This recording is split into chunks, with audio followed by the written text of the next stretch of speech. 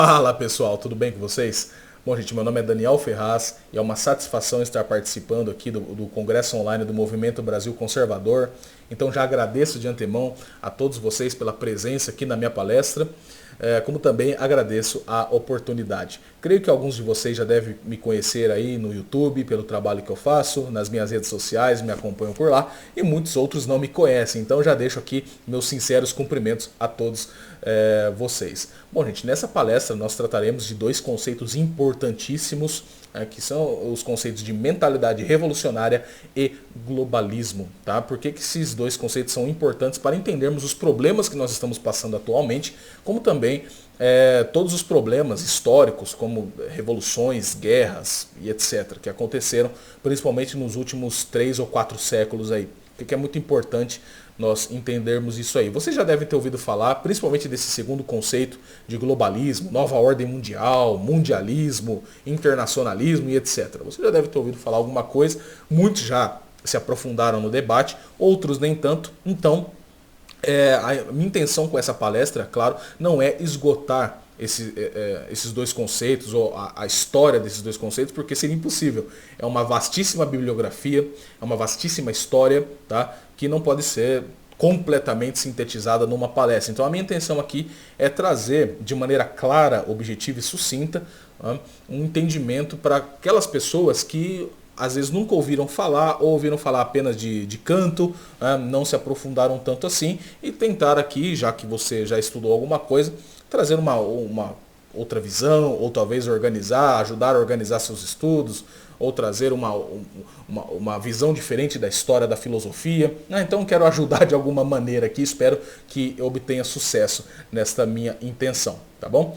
Então eu quero, para facilitar esse debate, utilizar aqui de alguns exemplos rotineiros, do dia a dia mesmo, tá? Para a gente entender. Não é querer ser simplista aqui, mas apenas facilitar o entendimento, tá bom? Então, o seguinte, o que tornou-se comum nos dias atuais são as discussões acaloradas nas redes sociais. Vocês mesmos já devem ter entrado em muitas discussões aí, no grupo do Zap, no grupo da família, discutindo com amigos, até mesmo com pessoas antagônicas às suas ideias. E você já deve ter utilizado 3 termos muito, muito, muito famosos, e muito bem utilizados, inclusive. Você já deve ter falado para uma pessoa que você estava discutindo que ela não estava analisando de maneira correta a realidade. Primeiro termo, né? Você não está fora da realidade. Você já deve ter falado isso para alguém.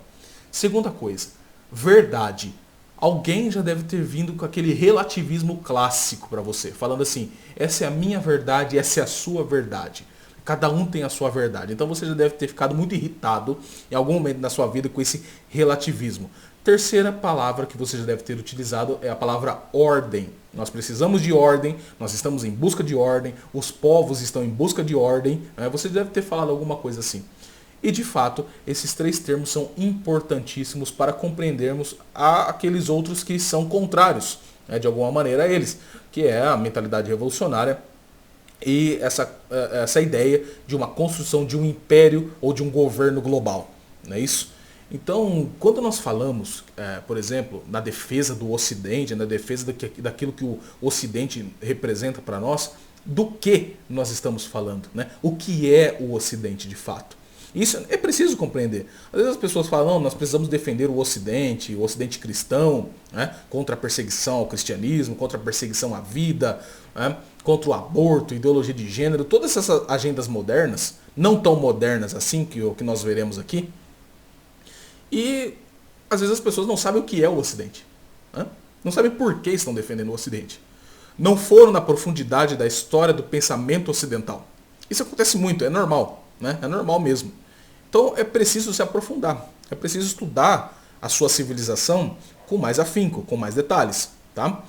Então, para isso eu vou ter que levar vocês numa breve viagem histórica, na história do pensamento da filosofia, que é para vocês entenderem um pouco melhor, né? O que os filósofos realmente faziam, o que as pessoas comuns faziam naquela época, pelo menos o mais essencial, porque há uma diferença, como eu falei, desses 3 termos, em compreender a realidade, né, através da ordem e através da verdade, e querer transformar toda essa realidade em prol de um projeto de poder. Há uma diferença clara nisso aí. Né? Então, os primeiros filósofos do Ocidente, nós vamos ter que voltar um pouco, somente ali na Grécia Antiga, coisa básica, né? Vamos ter que voltar só um pouquinho na história do pensamento. Né? Esses primeiros filósofos estavam compreendendo um pouco da realidade. Eles estavam entendendo um pouco da realidade. Né? Não necessariamente queriam transformá-la. Por mais que eles tenham cometido equívocos, né, nas suas primeiras compreensões, mas eles deram, então, a sua contribuição para a história do pensamento. Se nós pegarmos lá os primeiros filósofos da natureza, Tales de Mileto, Anaximandro, Demócrito, Heráclito, até mesmo Pitágoras, né, eles estavam compreendendo alguma coisa. Né? Uns falavam que os primeiros, eles queriam entender realmente as primeiras causas ali, os primeiros princípios. Eles falavam que as primeiras causas da existência, um falava que era o ar, outro falava que era o fogo, outro falava que era a água, outro falava que era a terra, né? Outro falava que eram os 4 elementos que eram as primeiras causas, não é isso? Outro falava que eram os números. Então eles queriam compreender a realidade. Eles estavam ali para compreender como as coisas se movimentam, como é que as coisas são, por que elas mudam, não é isso? Por que elas mudam dentro do tempo e do espaço, o que é o tempo, o que é o espaço, etc. Eles estavam compreendendo esse tipo de coisa. Né? E muitas dessas dúvidas, dessas resoluções filosóficas, nós teremos com o trio famoso, né? Sócrates, Platão e Aristóteles, né? Muito mais com este último, né? Apesar de Platão ter assim uma filosofia extremamente essencial. Muitos defendem aí que todas as filosofias após Platão são notas de rodapé da filosofia do Platão, não é isso? Mas é com Aristóteles mesmo que nós teremos muitas das resoluções dos problemas do mundo físico. Né? Apesar de que algumas coisas da física, da metafísica aristotélica podem ter sido aí já caducadas, mas no geral, no essencial, é com Aristóteles que muitas dessas ideias dos primeiros filósofos serão resolvidas. Ora, o que Aristóteles vai falar ali? Né? Que esses primeiros filósofos, ao colocarem como as primeiras causas elementos da natureza, eles estão compreendendo as causas materiais, né? Do que as coisas são feitas. Ele joga ali, né? Ele descobre essas 4 causas, que são as causas, a causa material, a causa eficiente, a causa formal e a causa final. Né? Então, ele vai responder a causa material vai responder a pergunta do que as coisas são feitas. Nisso Aristóteles vai jogar ali esse entendimento dos outros filósofos. Né? Ele vai, então, estudar como é que as coisas se movimentam, quais são as causas do movimento. Porque tudo que está no mundo físico não é causa de si mesmo. Porque tudo que está se movendo é movido por uma outra força, por uma outra coisa.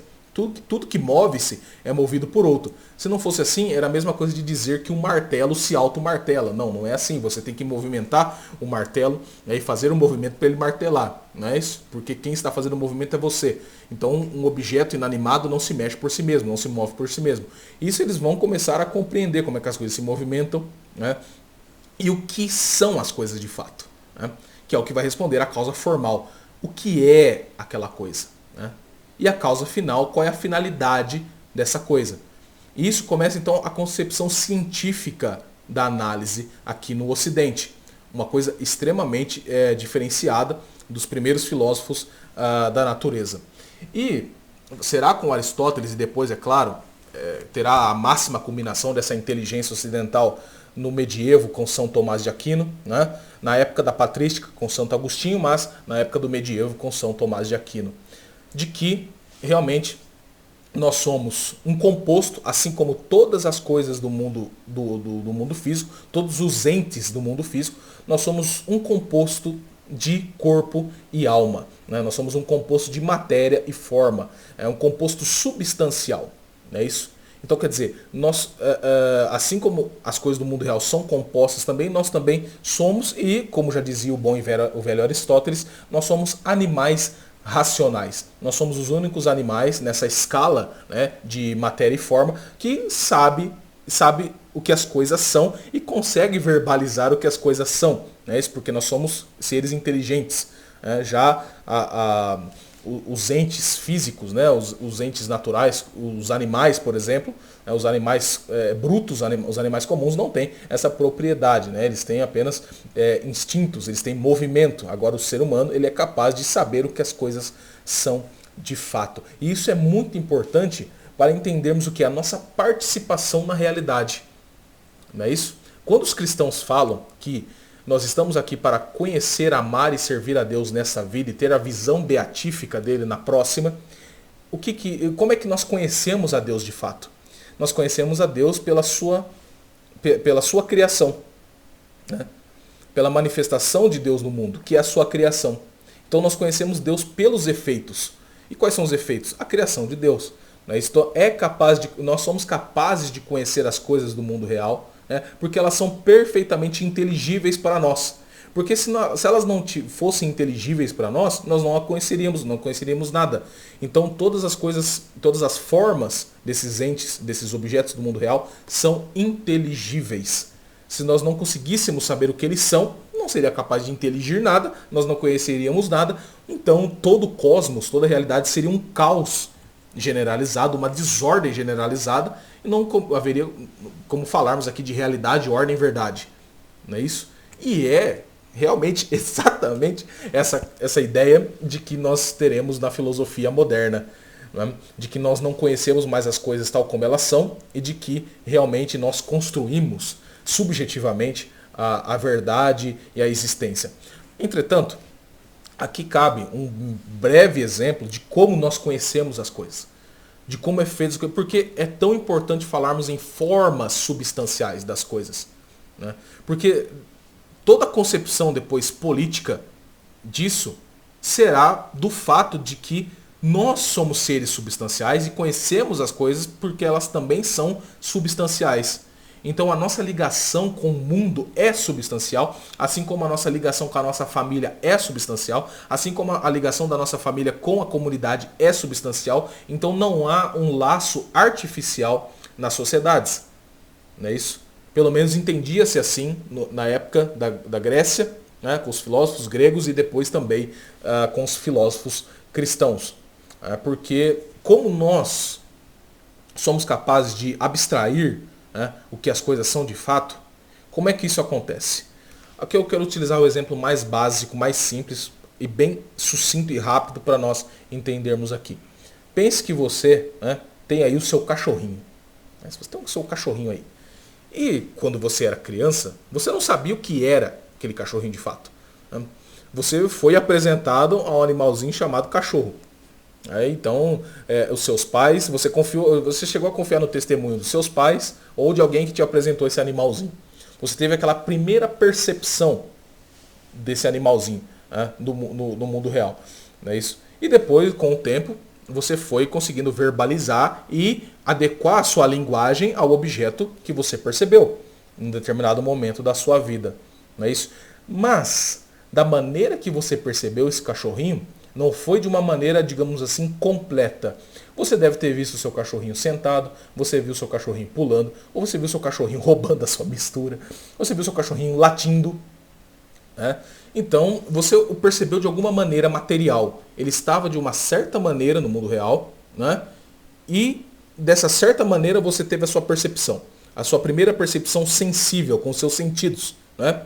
E como nós somos animais racionais, seres inteligentes, nós não ficamos apenas na mera percepção sensível e material dos objetos. Nós vamos um pouco mais além, nós vamos no fundamento, na essência desse objeto. Não é isso? E nós sabemos o que eles são de fato. Então a nossa inteligência, ao ter aquela percepção sensível, né, ela abstrai, através das faculdades da inteligência, uma coisa chamada forma substancial, né, que é a forma substancial de cachorro. É isso? Então, por exemplo, você tem aí um vira-lata. Foi a sua primeira percepção, ou você tem um vira-lata, né? O seu vizinho tem um pastor alemão, né? E o seu outro tem um Rottweiler, outro tem um Pitbull, outro tem, né, um Shih Tzu, sei lá, aquele cachorro de língua roxa lá. É isso? Então, tem diferentes formas materiais. Eles diferem. Um cachorrinho difere do outro. Isso é o óbvio. Mas o que faz a sua inteligência saber que um vira-lata é um cachorro e um pastor alemão também é um cachorro? não é isso? É exatamente essa abstração que você fez da forma substancial e da essência daquele ser, e você sabe que ao falar cachorro, você já tem a imagem na sua memória de diversos tipos materiais de cachorro, mas sabendo que aquilo é um ser substancial, é um ente substancial. Isso acontece também com os gatos, com os elefantes, com uma mesa, com uma cadeira. É isso. Você pode também ter a mesma a percepção universal dessa ideia de cachorro, a ideia de cadeira, mesmo que ele tenha algum defeito acidental. Assim como você pode acabar perdendo a sua memória, por exemplo, sofrer um acidente, bater a sua cabeça e perder a memória. Mas isso é uma coisa acidental, porque essencialmente você já abstraiu aquela forma substancial e aquela forma substancial ela é, por definição, imaterial. E ela já existia antes de você existir nesse mundo. Já pensou nisso? Mesmo que quando você nasceu na década de 90, 80, 70, não sei. Você que está assistindo aí. Essa forma substancial já existia antes de você. Quando você começou a ter a percepção, essa forma substancial existe.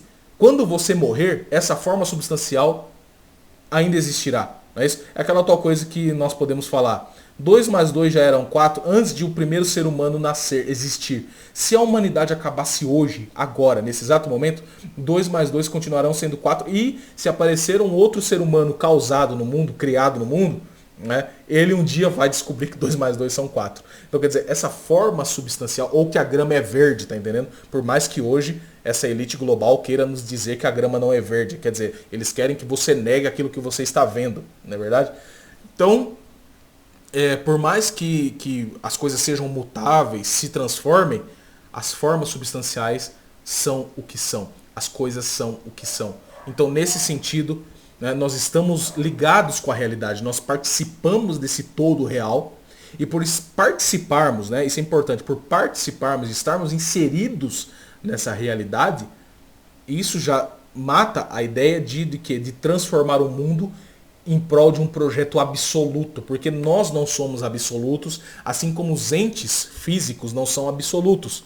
Nós só conseguimos apreender e entender aquilo que o objeto no mundo real ele emite para nós de informação, e que é onde está a definição muito acertada de São Tomás de Aquino do que é a verdade. A verdade é a adequação entre o nosso intelecto e a coisa. A adequação entre o nosso intelecto e o dado da realidade.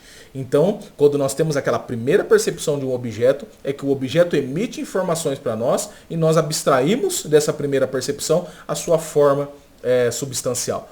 E isso é muito acertado, porque é completamente adequado a forma que o objeto emite a informação e a forma que eu tenho a percepção. É completamente adequado, portanto, eu conheço as coisas tal como elas se apresentam para mim no mundo real. Então, segue-se disso que a nossa relação com a nossa família, com a hierarquia, ela é também substancial. É aí que nós temos a concepção política, porque, como já dizia Aristóteles, nós somos animais racionais, como também nós somos animais sociais e animais políticos. Não é isso? E quando Aristóteles fala que nós somos animais políticos, não é aqui porque nós temos que cumprir com a Constituição Federal. Não, não é isso. É que as nossas relações com as pessoas são reais, não são artificiais, não são baseadas apenas num pedaço de papel chamado Constituição. É porque nós estamos ligados a um todo real e concreto e as nossas relações também são concretas. Então, o entendimento do realismo político está realmente nessas sociedades que são tradicionais, que são concretas. E as ligações entre as pessoas também são assim. Porque a nossa inteligência funciona assim. Então, se nós pegarmos aí a diferente ideia dos antigos impérios pagãos, que não faziam a distinção entre poder temporal e poder espiritual, que é o que vai aparecer no medievo cristão, por exemplo, nós vemos a clara diferença, entre o que pensava a política cristã e a política pagã. Porque os antigos impérios pagãos, o que acontecia de fato? Que há essa diferença substancial entre a política cristã e a política da época pagã? É que os antigos imperadores, eles realmente acreditavam que eles mesmos eram os fundamentos da própria realidade. Porque, como dito, havia o politeísmo. A concepção do monoteísmo vai aparecer lá em Jerusalém, não é isso? E haverá esse encontro entre Grécia e Jerusalém e Roma, não é isso? Que vai realmente ser o fundamento de toda a civilização ocidental na síntese da encarnação do nosso Senhor e Salvador Jesus Cristo. Só que nos antigos impérios pagãos não era bem assim. Quer dizer, havia a ideia imperial, né, de que os antigos imperadores eles eram eles mesmos o fundamento de toda a realidade. E havia uma coisa que é de cima para baixo. Não era uma organização social concreta que começa com o indivíduo, começa com a sua família, e da família para a comunidade, e da comunidade para as províncias na época. Né? Não é isso, é de cima para baixo. Então, o imperador, né, que acreditava ser, porque por ele ter aquele poder, ele acreditava ser então o manda-chuva de toda a realidade. Então, o reino dele era a mesma coisa que o cosmos, era a mesma coisa que o universo. Então, ele queria expandir o seu império, porque ele acreditava que o seu império era a resposta da existência. Era a resposta, o que os deuses deram para ele aquele poder, então ele está mandando em tudo. Por isso que já havia naquela época, hein, esse negócio de expansão imperial. E isso vai acabar culminando no que nós vemos no mundo moderno, né, nos impérios modernos. É isso, na tentativa de uma governança global, que nada mais é do que reviver esses antigos impérios pagãos. É por isso que nos meus vídeos eu reluto tanto em chamar esse negócio de esquerdismo, né, de progressismo. Não existe esquerda progressista. Se nós pegarmos o que a esquerda dita progressista defende, quer dizer, abortismo, gaysismo, todas essas agendas revolucionárias que foram colocadas como nova esquerda, né, a New Left, esquerda progressista, isso não é nenhum progresso. Né? Essa esquerda dita progressista está revivendo antigos paganismos. Porque se nós olharmos os antigos impérios, no Egito, na Mesopotâmia, etc., já havia ali sacrifícios humanos, sacrifícios de bebês, sacrifícios de idosos, sacrifícios de pessoas, e ofereciam aos deuses da época, né, aos deuses pagãos da época. O que faz a tal esquerda progressista com a defesa do abortismo? Ora, não é sacrificar a vida de bebês inocentes no ventre de suas mães? Isso também é um tipo de sacrifício. A mesma coisa que faziam no Egito Antigo, fazem hoje na Planned Parenthood. A Planned Parenthood é a mesma coisa que as pirâmides do Egito, onde aconteciam esses paganismos. Então, não existe esquerda progressista. O que existe são movimentos políticos que se baseiam nos antigos paganismos. Esqueçam esse negócio de esquerda progressista. Isso é uma bobagem, isso é uma maneira de falar que eles são lindos e maravilhosos, quando na verdade eles estão defendendo as mesmas barbáries dos tempos antigos e anticristãos. Este é o fato, tá bom? Então, dito isso, aqui nós temos então a diferença da política cristã com a política pagã, né? Porque é com o cristianismo que haverá, através, né, das Sagradas Escrituras e dos filósofos cristãos, a distinção entre poder temporal e poder espiritual.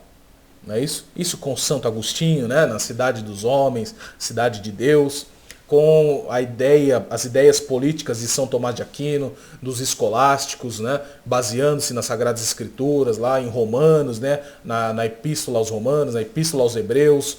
É isso que quer dizer que nenhum poder de nenhum governante, né, não é dado a ele senão por Deus. Não é isso?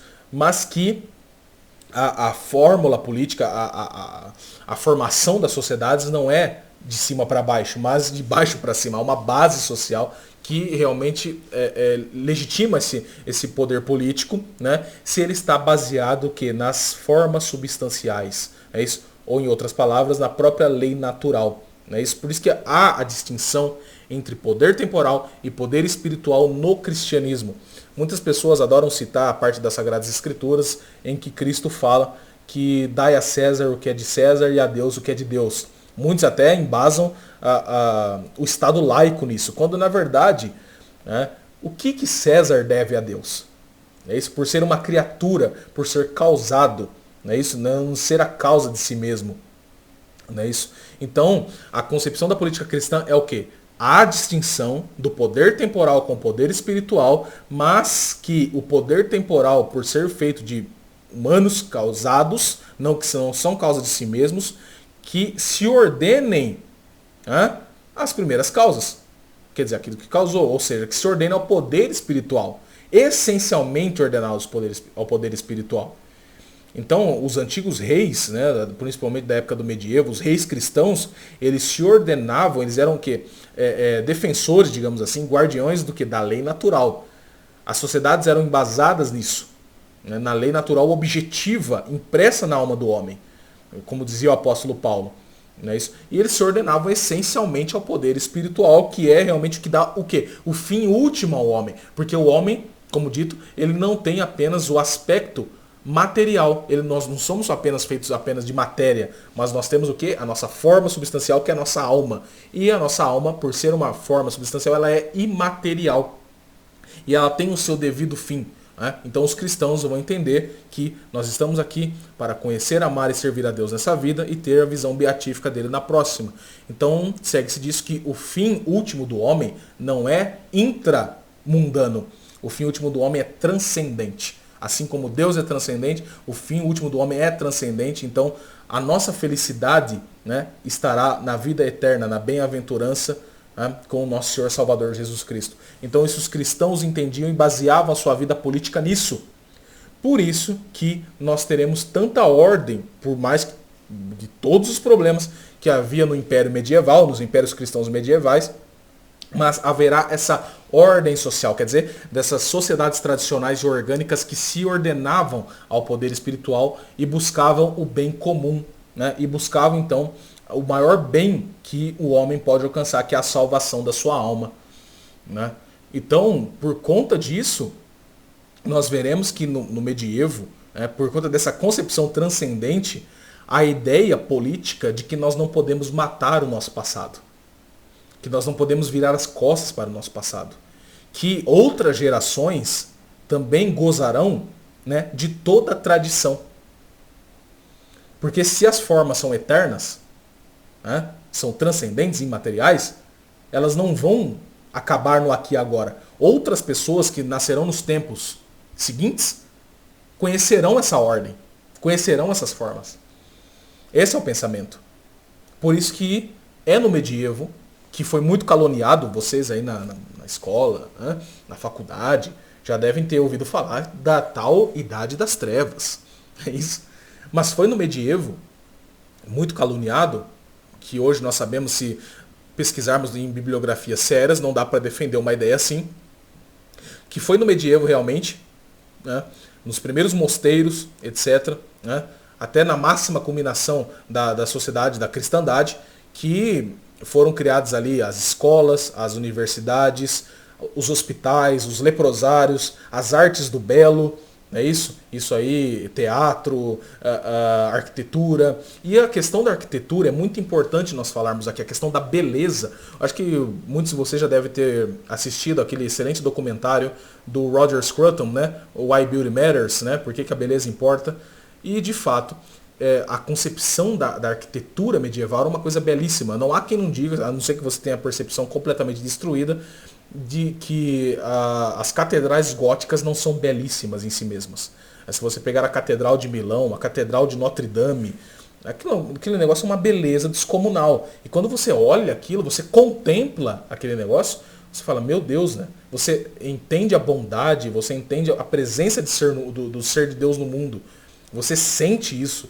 Né? Você olha para o horizonte, você olha para cima, né? E não à toa a arquitetura medieval era muito ordenada. Você vê que as casas das pessoas eram todas, elas faziam um entorno ali nas catedrais. Por quê? O que isso simbolizava na arquitetura medieval? De que a comunidade, ela se olha para Deus, ela se ordena a Deus. Né? Por isso que as catedrais sempre estão nos meios, né, dos centros, né, das comunidades. Porque a comunidade ela está visando um bem comum substancial. Eles olham então para Deus, né, que é o fim último do homem. Isso é muito belo. Né? E isso aconteceu no medievo. Foi no medievo que isso foi criado. Fala que o medievo é supersticioso e tal, mas foi no medievo também que nós temos aí o método científico sendo criado, não é isso? Tudo isso aconteceu no Ocidente. Quando nós olhamos o Ocidente hoje, parece que isso não é real, né? Porque nós não conhecemos a história realmente ocidental. Né? O que foi a beleza da civilização ocidental, a ordem da civilização ocidental, até chegarmos onde nós estamos hoje, infelizmente, né? Apesar de que essa ordem, essa ideia de uma civilização, de sociedades tradicionais que formaram toda uma civilização ocidental, isso ainda se mantém com muita força nos interiores. Você que é dos interiores do Brasilzão aí, você sabe que as festividades, né, a arquitetura histórica cristã ainda resiste a isso. Se não fosse assim, todas as agendas revolucionárias já teriam passado, né, e nós estaríamos realmente aí lascados, né? Mas não é o que acontece, nós ainda resistimos a isso. Por isso que é tão importante trazer para hoje essa ideia das formas eternas. Não é isso? Porque o que é a tradição, se não realmente nós revivermos as ideias eternas dentro do tempo e do espaço? É isso a tradição. A tradição não é uma ditadura do passado, mas sim as ideias eternas sendo vividas em diferentes tempos históricos. Isso é trazer a tradição cristã para os nossos dias atuais. Então isso era a ideia cristã e medieval de política, de ordem e de inteligência. E isso é que aconteceu na história. Entretanto, foi no próprio seio medieval que a coisa começou a degringolar. Estranho isso, né? Mas realmente nós somos seres que nós temos o pecado na nossa alma, essa mancha na nossa alma, e sim, algumas ideias erradas começaram ali no medievo a se proliferar. Né? Ali no século XII, principalmente, século XII, século XIII, né? Que começa ali algumas ideias a serem, realmente foram combatidas, algumas foram condenadas, né? Como heréticas, como erradas, mas mesmo assim a cultura é muito diversificada, quer dizer, as pessoas apreendem mesmo assim as coisas, ficam sabendo das coisas, mesmo que as coisas são condenadas, quer dizer, essas ideias não deixaram de circular. E aqui eu quero, além de ter citado esses outros filósofos, quero citar aqui um muito importante na história do pensamento, para entendermos bem esse negócio importantíssimo da mentalidade revolucionária, que é um abade cisterciense, né, chamado Joaquim de Fiori. Quem foi Joaquim de Fiori? Joaquim de Fiori, ele era cristão, ele acreditava na Santíssima Trindade, ou seja, Pai, Filho e Espírito Santo. Ele acreditava.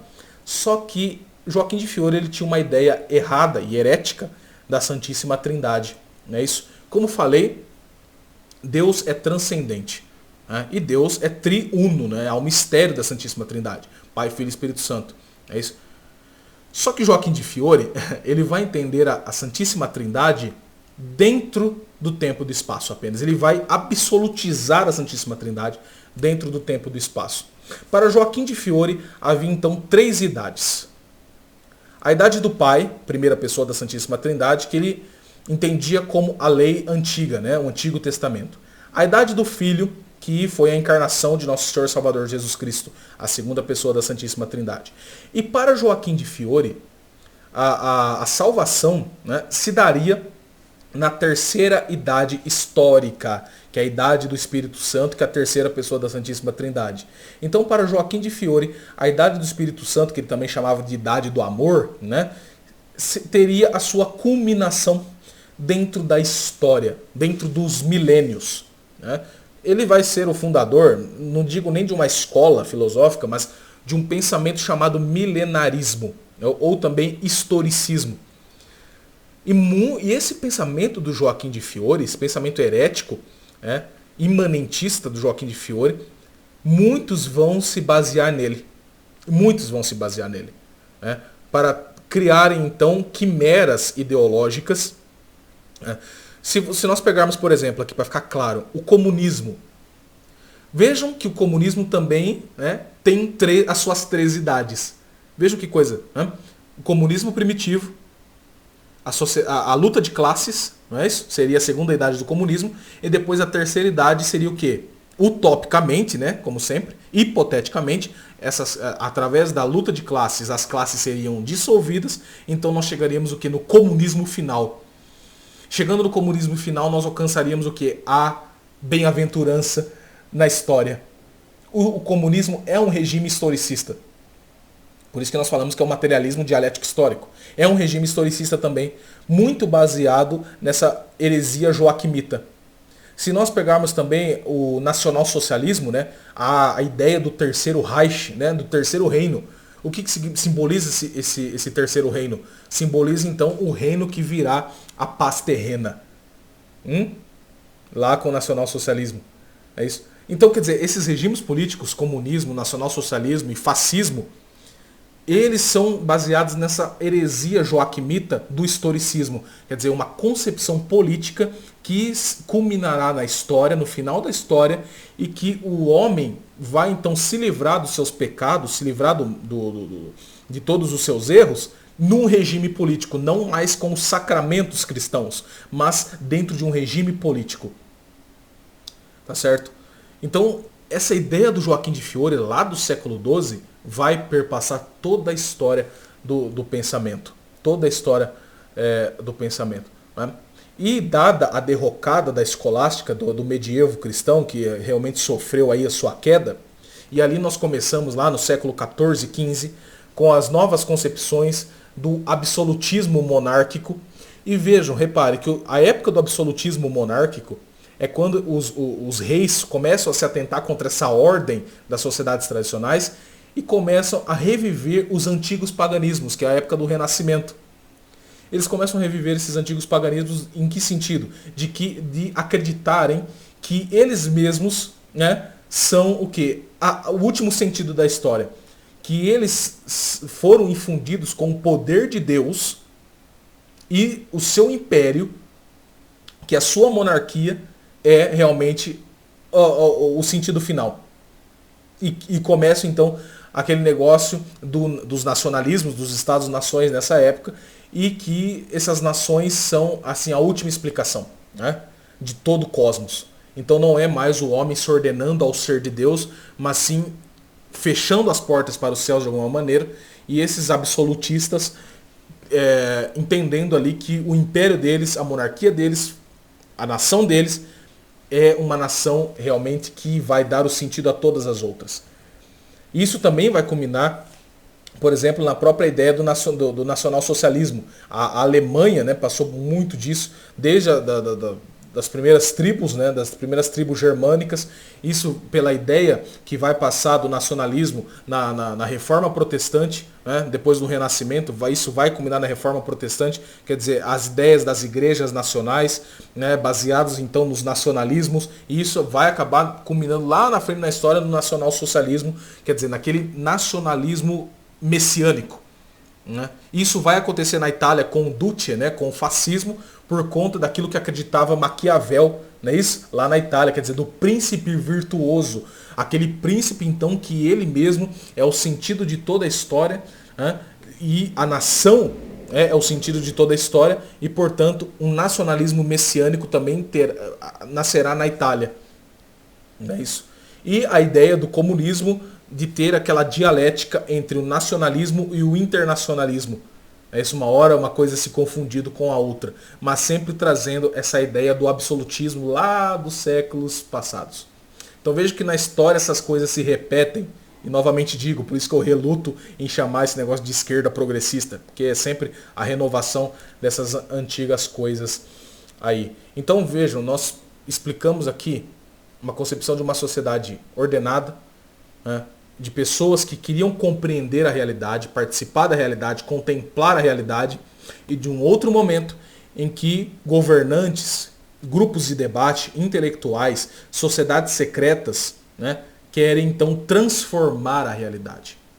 Eles querem realmente virar as costas para o passado, virar as costas para a ordem, virar as costas para a realidade, virar as costas para a verdade e transformar o mundo. Quer dizer, virar um mundo de ponta cabeça e começar o mundo do zero. É isso que eles querem fazer. É isso que eles querem fazer. Então nós passaremos de todo esse período histórico até chegarmos num período assim chave, num período X da história, que é o iluminismo. É onde essas ideias revolucionárias de que o homem não participa mais do todo real, que ele não é mais partícipe da substancialidade da vida, e que o homem ele é um ser atomístico, né?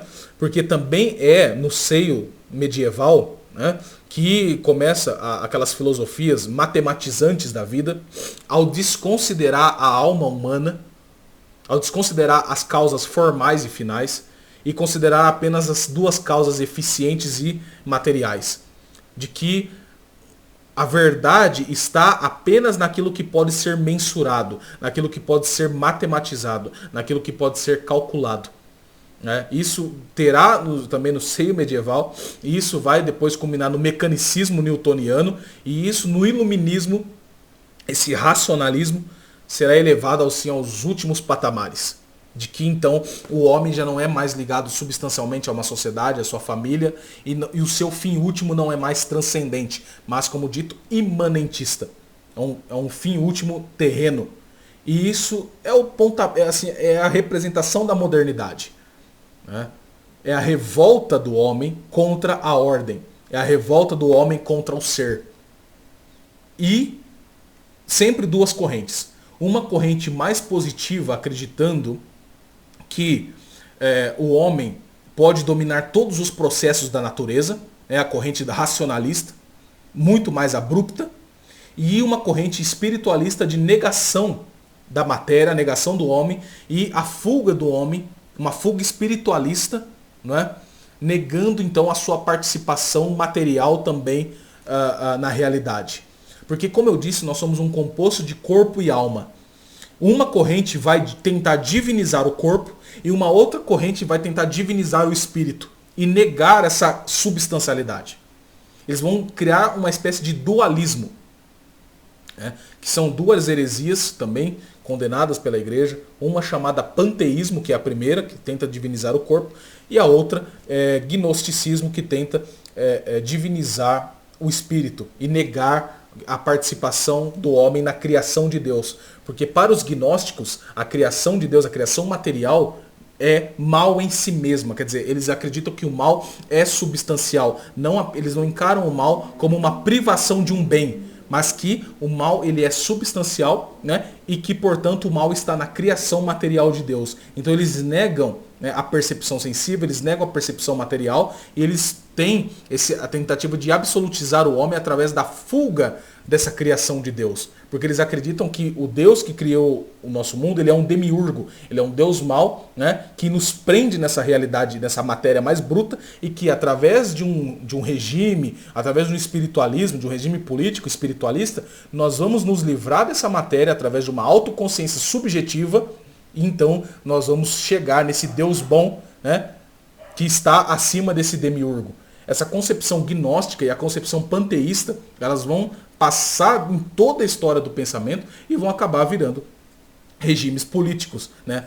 Como dizia o filósofo alemão, um dos maiores do século XX, Eric Voegelin, ele fala que a substância da modernidade é o gnosticismo. Quer dizer, de que a antiga gnose, que era essa ideia de que nós seremos salvos através de um conhecimento interior, isso vai chegar na modernidade e vai acabar virando regimes políticos, de que os regimes políticos, né, serão então a causa da salvação humana, né? Então é o que fala o próprio Eric Voegelin, e ele vai entender isso nos regimes políticos, como falei, comunismo, nacionalsocialismo, fascismo, né, liberalismo e esse tipo de coisas que realmente atentam contra a ordem e atentam contra a verdade, contra a realidade. Então nós sempre teremos essa dialética na tentativa de divinização do homem. Como eu disse, o homem como produto de si mesmo, o homem atomístico, né? O homem liberal, dono de todos, o dono do seu próprio nariz, que não participa mais da realidade, mas que quer reinventar a realidade conforme a sua imagem e semelhança. Que quer reinventar toda a realidade, esquecer o passado e ter uma praxis revolucionária, né? Porque se antes os gregos e os escolásticos, eles, apesar de não negarem, lógico, o quesito prático, o quesito material, eles entendiam que a forma da praxis era a teoria. De que a teoria dava ao homem a verdadeira contemplação da realidade. Mas não. Os filósofos iluministas, né, imbuídos aí dessa sanha revolucionária, das paixões mais baixas da nossa matéria, eles vão dizer então que o que vale, já que nós não somos mais inseridos, nós não conhecemos mais a verdade, nós não temos mais a contemplação, eles vão dizer que a verdade então será através da prática política. Esquece esse negócio de pensar, esquece esse negócio de verdade. O negócio então é agir, é a prática acima de tudo. Então os iluministas, por exemplo, franceses, né, das sociedades secretas, como da maçonaria, os Rosa Cruz, né, o Grande Oriente, né, todas as ramificações da maçonaria, os Illuminati lá com Adam Weishaupt, né, com o Marquês de Sade, com Voltaire, com Condorcet, com D'Alembert, né, quer dizer, os enciclopedistas, tudo aquilo que precede a Revolução Francesa é essa ideia de que o homem não deve servir mais à realidade. E todos eles, apesar das suas divergências acidentais, eles têm um fundo em comum: o ódio ao cristianismo, o ódio à ordem, o ódio à realidade, o ódio à verdade. Né? E se nós pegarmos os documentos da época dos iluministas, nós veremos ali as cartas de Voltaire a Marquês de Sade e vice-versa, dizendo que o cristianismo deve ser destruído. E que da ruína do cristianismo, da ruína das sociedades tradicionais, deve então ter um império naturalista, um império racionalista, um império humanista. O homem então, solto de todas as amarras religiosas que eles falavam, então agora tomando sim o seu destino, a busca, né, do que? Da fraternidade, da igualdade, da liberdade e da justiça. Os lemas da Revolução Maçônica Francesa, né, em busca de um império naturalista, de um mundo unipolar. Não é isso? Então é ali que já aparece essa concepção globalista, né, de um império unipolar anticristão, advindo então das vontades mais desordenadas do homem, da sanha de poder. Bom, nem preciso dizer que a Revolução Francesa de 1789 foi um verdadeiro fracasso. Eles mataram muita gente, perseguiram clérigos, perseguiram cristãos, tomaram os bens da igreja e a França nunca mais foi a mesma. Hoje em dia nós vemos que a França, infelizmente, que é a filha mais velha da Igreja Católica, a França hoje em dia passa por revoluções e mais revoluções, invasão muçulmana, e não foi mais estável. Uma França de Joana d'Arc, uma França cristã, que era assim o país mais potente, né, na época do Ocidente, foi por muito tempo foi assim, uma verdadeira potência, né, acabou virando o que virou, porque depois da Revolução Francesa nunca mais foi a mesma. Quer dizer, então a mentalidade revolucionária que aparece aí fica muito clara para nós o que é. É a tentativa então de destruir o passado histórico, destruir a ordem, de destruir tudo e construir um mundo do zero mediante a concentração de poder. Isso é mentalidade revolucionária. Que é o que nós vemos hoje. Se nós pegarmos hoje um George Soros, um Rockefeller, um Rothschild, né, que é uma família dinástica, diga-se de passagem, se nós pegarmos um Warburg, um Schiff, né, uma família Schiff, né, da vida aí, todos eles têm a mesma concepção iluminista, né, de que devem transformar o mundo, revirar o mundo de ponta cabeça para que o seu império, para que a sua construção globalista seja a última explicação da existência. É isso que eles acreditam. Através de verdadeiras agendas anticristãs contra a verdade, contra a ordem, contra a realidade. É virar o mundo dos avessos. Então a Revolução Francesa foi isso. E depois da Revolução Francesa, né, quando eles viram que não deu certo aquele negócio lá nos séculos 18 e 19, começa então a época do idealismo. Não é isso? É o século então onde nós teremos ali pensadores como Hegel, Marx, Feuerbach, né, Fichte, todos os filósofos idealistas, né, trazendo então não mais aquela concepção da divinização do corpo, mas da tentativa de divinização do espírito, o gnosticismo. Né. Entendendo, por exemplo, que também, se nós pegarmos um filósofo como Hegel, né, e a sua dialética, de que, por exemplo, através do processo de tese, antítese e síntese, sendo vigiada por um espírito absoluto, nós teríamos a máxima culminação do homem num estado. Né? E o Hegel, por ter descoberto isso, né, nossa, tudo para ele na natureza era esse negócio de tese, antítese e síntese. Tese, antítese e síntese. O Hegel falou, olha, a síntese final do pensamento sou eu. Porque se eu descobrir, então eu sou o cara. Né? Eu tô com a bola toda. O Hegel achou que ele era o fim último da história. Então muitos vão cometer esse erro. E ainda é baseado... Ah, Daniel, é baseado naquele negócio do Joaquim de Fiore lá que você falou? Exatamente. Eles vão pensar então que eles serão a última culminação da história. Que a história vai culminar dentro do tempo e do espaço. Né? Marx, a mesma coisa, só que o Marx vai trazer o quê? A dialética materialista, né? Dentro da dialética hegeliana. Ele vai trazer aquele materialismo bruto. Né? Vai ser o quê? Um outro fracasso monumental, porque as ideias de Marx, ao se confrontarem com a realidade, não foram realmente, não tiveram sucesso. O que nós vimos na história, né, quando realmente eles colocaram tudo em prática, no século XX, o marxismo, foi tudo em prática. Né? Derrubaram todos os impérios cristãos, isso na Primeira Guerra Mundial. Né? Derrubaram todos os impérios cristãos para a concepção de uma democracia liberal ou do comunismo. O que acabou virando isso na história do século XX? Genocídio. Genocídio. Stalin foi lá e matou 20 milhões, 30 milhões de pessoas. Mao Tse Tung, não contente com isso, na China foi lá e matou 70 milhões. Quem não sabe do episódio de Holodomor, né, na época do leninismo e stalinismo, 5 milhões de pessoas mortas. De fome. Uma crueldade sem fim. 2 guerras mundiais no mesmo século. Revolução em Cuba. Revolução de Pol Pot. Revolução comunista para tudo quanto é canto. Nazismo. Genocídio de judeus. Fascismo. Perseguição de cristãos e etc. Tudo isso, né, resultantes, né, todas essas coisas resultantes da mentalidade revolucionária. De pessoas que acreditaram que participar de um projeto de mundo assim, e não querer mais participar da realidade enquanto tal, mas reduzir a realidade. Reduzir a realidade abruptamente num esquema abstrato, num esquema ideológico. Esse foi o resultado. E sempre será assim. Nós nunca vimos o comunismo ser consumado historicamente tal como propunha Marx. Nós nunca vimos o Terceiro Reich ser consumado tal como propunha os nazistas. Nós nunca vimos isso. Nós nunca veremos a tal democracia liberal plena tal como queriam os liberais revolucionários. Nós nunca veremos isso na história. O que nós veremos é sempre a tentativa de consumação de uma paz terrena e, na prática, no mundo real, mortes, desilusões, genocídios, destruição cultural e sempre se atentando contra a lei natural e contra o cristianismo.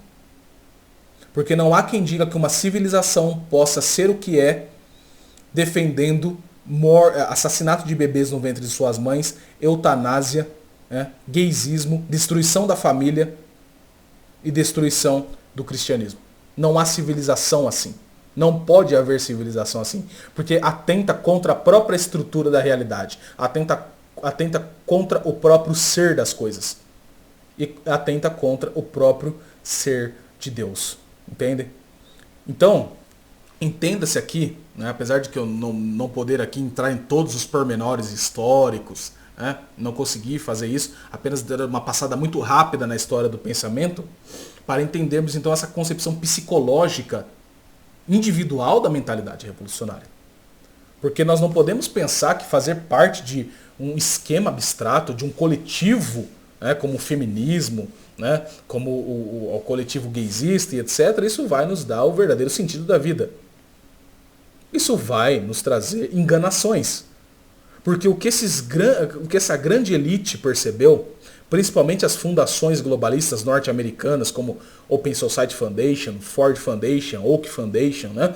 Fundação Rockefeller, Fundação Rothschild, o Clube Bilderberg, a Comissão Trilateral, o Clube de Roma, Diálogo Interamericano, quer dizer, Foro de São Paulo, quer dizer, todas essas construções revolucionárias, todas essas instituições revolucionárias, entenderam o seguinte: nós precisamos fazer as pessoas de massa de manobra. Porque depois do século XX, após as guerras, né, as guerras brutais mesmo, eles entenderam que o ataque ao psicológico é muito mais também efetivo do que causar guerras materiais.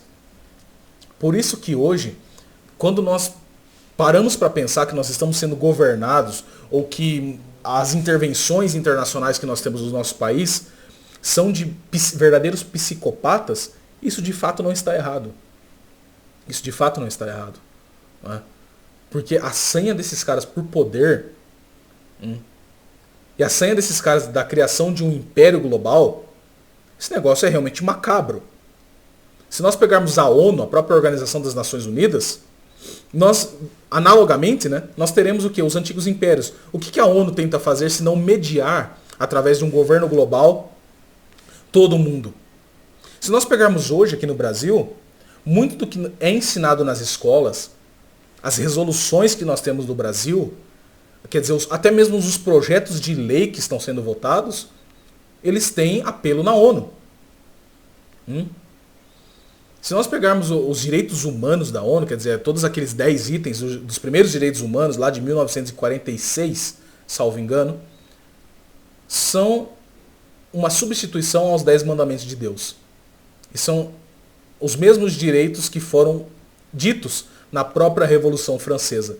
A busca da tal fraternidade, justiça, igualdade, né, e liberdade.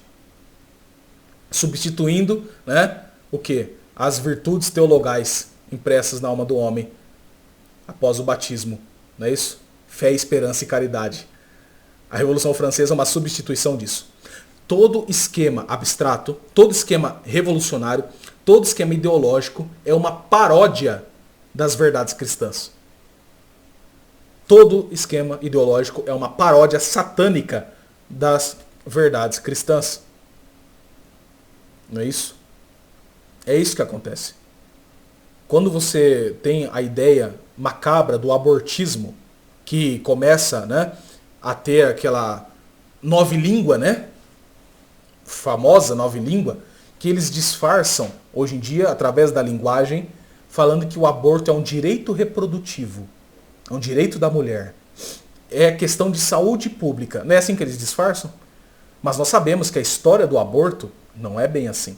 Se nós pegarmos a história do aborto, nós vamos voltar naquelas antigas ideias eugenistas, de que realmente o mundo só pode ser habitado por pessoas materialmente perfeitas. Então aqueles que nascem com alguma deformidade, com algum problema acidental, eles não são seres humanos. Porque se nós não temos mais a concepção de corpo e alma, essas pessoas não são mais seres humanos. Elas são pessoas materialmente defeituosas. Então elas não podem viver nesse mundo perfeito. Né? Nesse mundo revolucionário perfeito. Então elas devem ser mortas. É a ideia eugenista de pessoas como Thomas Malthus, como Margaret Sanger, que foi a que fundou a Planned Parenthood nos Estados Unidos, até chegar em Adolf Hitler, que é um eugenista em estrito senso. E muitos, hoje em dia, defendem essa eugenia. Se você falar para uma abortista, né, feminista abortista, que ela está defendendo o nazismo, você pode ser processado e preso. Mas foi no nazismo que esse pensamento eugenista, né, baseando-se naquelas ideias famigeradas do darwinismo social, do progresso humano, né, do iluminismo, etc., tudo isso são ideias pagãs e ideias eugenistas, que foram parar nessas fundações globalistas, como eu estou dizendo. Então o aborto não é um direito da mulher, o aborto não é uma questão de saúde pública, o aborto ele é um erro metafísico, em primeiro lugar, porque de dois seres humanos não nascerá um ornitorrinco, por exemplo, né? Então quer dizer, de dois seres humanos nascerá um outro ser humano. Então por mais que ele não tenha ainda desenvolvido todos os seus atos, mas ele está em possibilidade de desenvolver todos eles, e por mais que ele possa nascer com alguma deformidade material, ele não é apenas um composto material, mas é um composto de matéria, de corpo e de forma, alma. Então não deve morrer. Não deve ser assassinado. Por isso que aborto é assassinato de bebês no ventre de suas mães. É por isso que essa agenda abortista globalista hoje vem com tanta força. Porque eles utilizam do aborto, utilizam da eutanásia, utilizam do gaysismo, utilizam de todas essas agendas como dissolução do tecido social. Porque a partir do momento que você tem um filho dentro da sua casa, o seu irmão, sua tia, etc., sua mãe, seu pai, quer dizer, defendendo ideias assim, isso quebra, né, a unidade substancial da família. Por isso que hoje tem esse relativismo moral. De que eu tenho a sua verdade, você tem a sua verdade, eu tenho a minha vontade, se você tem a sua vontade. Olha, se cada um tem a sua verdade, se cada um tem a sua vontade, e a minha vontade é absoluta em si mesma, quer dizer, a minha vontade ela não se ordena mais ao bem externo, não é mais a minha inteligência que diz a vontade o que ela deve querer, mas a minha vontade é absoluta em si mesma e a sua também é. Então se eu quiser matar alguém, ora, é a minha vontade, é a minha verdade. Se eu quiser estuprar alguém, é a minha vontade, é a minha verdade. Eu me sinto assim. Eu quero fazer isso porque eu me sinto assim. Né? É o que nós teremos o que na ideologia de gênero. É a morte da verdade. É a destruição da alma, da percepção mais natural da humanidade. Quer dizer, você olhar para um homem e dizer que aquilo é um homem. Você olhar para uma mulher e dizer que aquilo é uma mulher. A ideologia de gênero não é somente esse negócio. A ideologia de gênero é destruição da sua percepção, da sua cognição e a destruição da verdade. A ideologia de gênero é você negar o que você está vendo, é negar a sua percepção com o mundo real.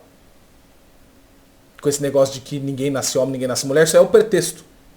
Na verdade, a ideologia de gênero é a destruição das famílias, é a destruição da inteligência humana, meu Deus do céu. É a destruição da alma humana. É você negar o que você percebeu, é negar o que você está vendo com seus próprios olhos. Isso é mentalidade revolucionária. É você negar o que você está vendo com seus próprios olhos, é você negar a verdade. A mentalidade revolucionária é esse estado de espírito constante em querer modificar o mundo e transformá-lo à sua imagem e semelhança através de um projeto de poder.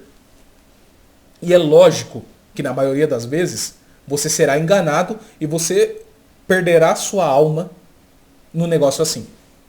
Por isso que dentro da revolução não há salvação. Dentro da revolução só há engano, mentira e destruição. Morte, genocídio e desilusão. Isso é mentalidade revolucionária. E todos esses erros são transformados em esquemas políticos que hoje eles tentam transformar num grande império humanista, um grande império global, uma governança global, né? E é por isso que esse conceito de mentalidade revolucionária sempre está relacionado ao conceito de globalismo, ou imperialismo, ou mundialismo, ou internacionalismo, como queira. Vindo, seja aí das fundações norte-americanas, ou dos grupos globalistas norte-americanos e europeus, anglo-americanos, né, como o Clube Bilderberg, Comissão Trilateral e etc.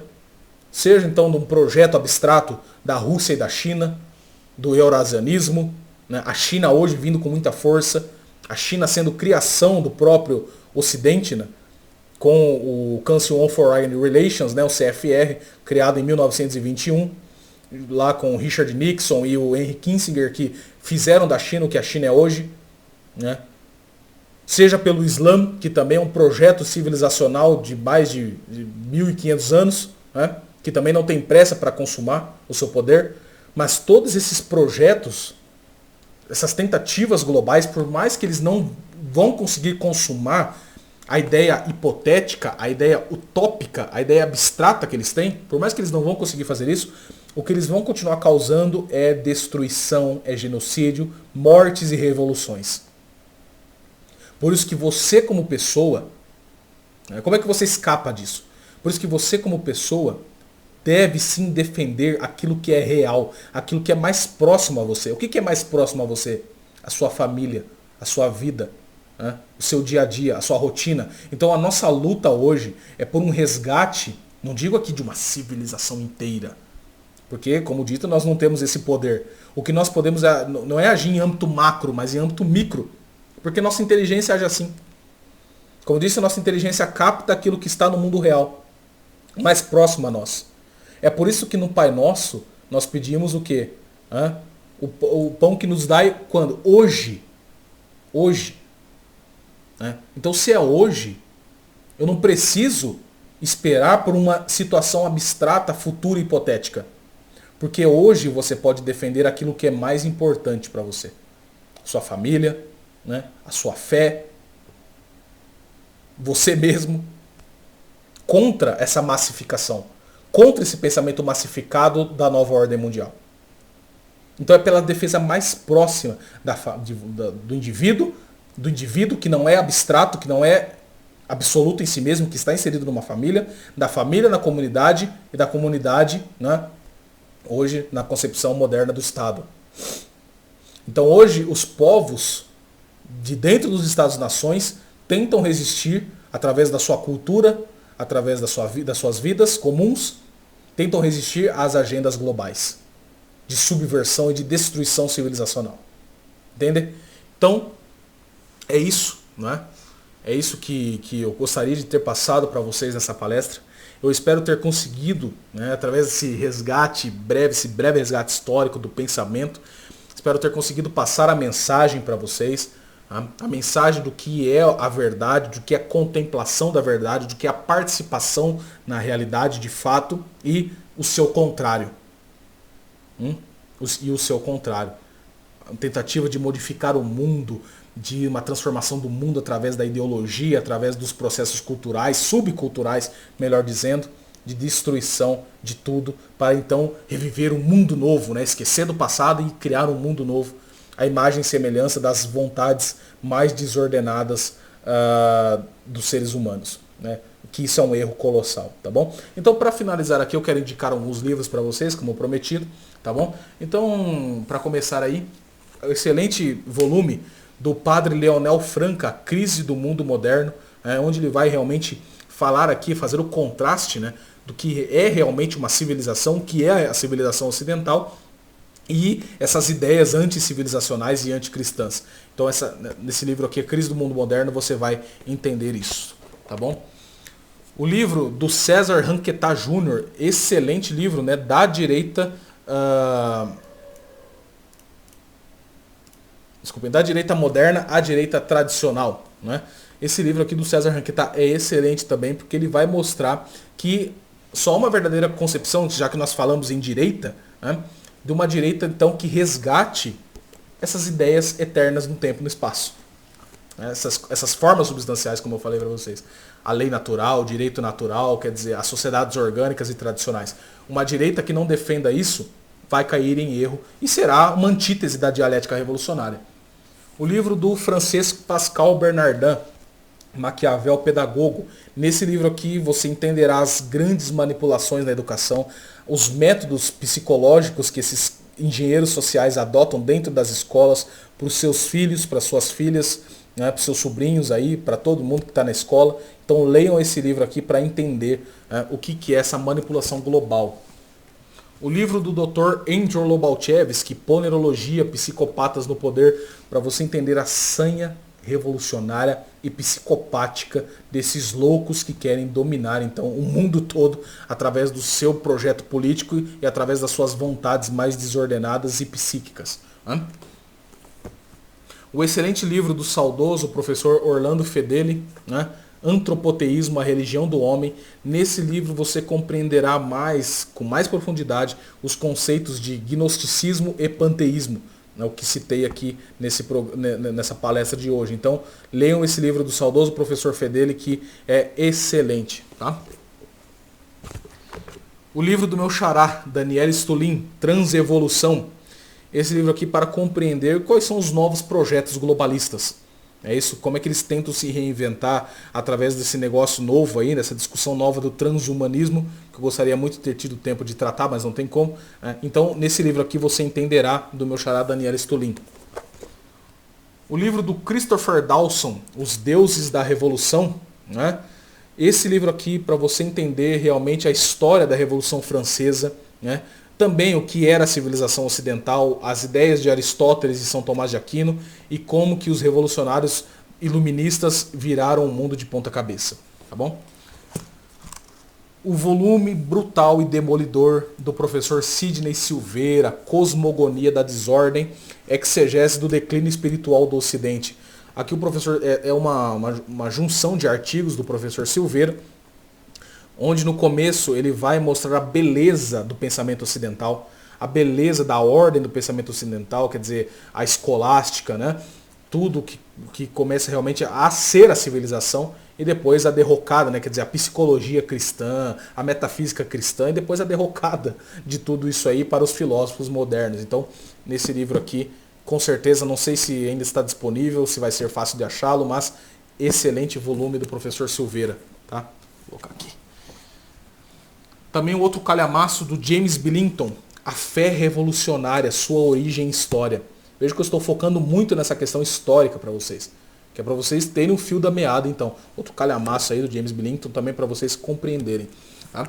E por último, mas não menos importante, outro volume demolidor do querido professor Olavo de Carvalho, O Jardim das Aflições, para entender aqui a ideia de império, né, que perpassa o Ocidente inteiro. Por que nós falamos dessa ideia de imperialismos, né? Então aqui no Jardim das Aflições o Olavo vai nos explicar isso muito bem.